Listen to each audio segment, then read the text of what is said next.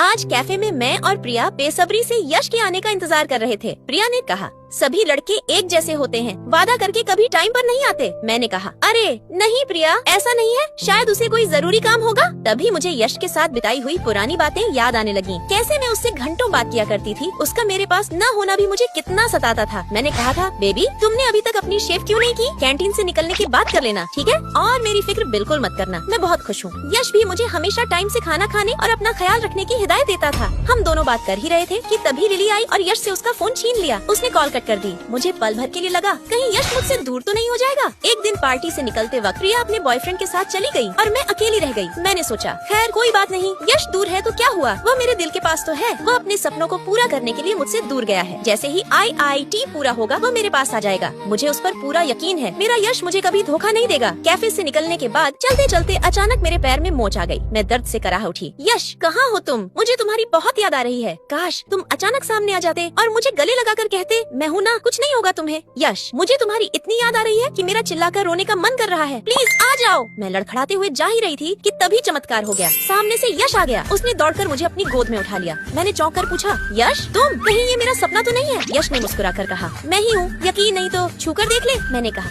यश पता है मेरा पैर मुड़ गया, बहुत दर्द हो रहा है। यश ने कहा, अब मैं आ गया हूँ, अब कुछ नहीं होगा। हाँ यश तुम आ गए। आई लव यू यश, मुझे तुम्हारी बहुत याद आई।